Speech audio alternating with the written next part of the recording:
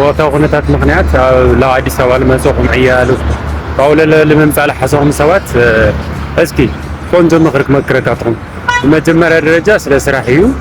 ስራሕ አዲስ አበባ መፅኹም ምንም ዓይነት ስራሕ ከይትንዕቁ ካብ ንእሽተይ ጀሚርካ ካብ መዓልታዊ ስራሕ ጀሚርካ ክሳብ ዓብዪ ነገር ምንም ስራሕ ትንዕቁ ኣይግበኩምን ካልኣይ ነገር ደሞ ስለ ኢኮኖሚ ቁጠባ መጀመርያ ደረጃ ባስ ሰልፊ ታክሲ ሰልፊ ባቡር ሰልፊ ምናምን ከዚሕኩም እዚ ብርቂ ክኾነኩም የብሉ ካብኡ ብለይቲ ምልዓል ብርቂ ክኾነኩም የብሉ ካብኡ ግን ኢኮኖሚ ይኹን ቁጠባ ተደሊኹም ብባቡርና ብባስ ተኻለኩም መጠን ተጓዓዙ ኩክ ምግባር ተለምዱ ነይርኩም ኩክ ግበሩ ገይርኩም ሒዝኩም ትኾኑ ነይርኩም ማለት እዩ እምበይ ኣብ ደገ ተወለዕቲ ኮይንኩም ወርሓዊ ደመወዝኩም ዋላ ልዋዕሉሲ ለክልተ መዓልትና ሰለስተ መዓልቲ ጥራሕ እየን ልኾና ማለት እዩ ካልእ ነገር ድማ ዓብዪ ነገር ኣብዚ ትመፅእ ተለኹም ትገብርዎም ዘይግባኡ ነገራት ክነግረኩም ቀዳማይ ኣብ ፑል ቤታት ኣብ መስተ ቤታት ምናምን ኣይትገነዩ ኣብ መስተ ቤታት በቃ ኣብ ተራራዕ ለለዎ ቦታ ኣይትገነዩ ካልኣይ ነገር ደሞ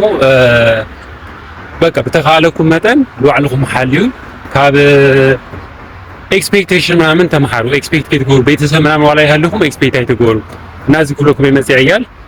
እርስ በርስና እንተሓጋገዝ ዝኒሀና ሰባትና ብባዕልና እንተሓጋገዝ ኩለኩም የመፅእ ሰናይ መዓልቲ ሰናይ መንገዲ ልኩልኩም ዕያል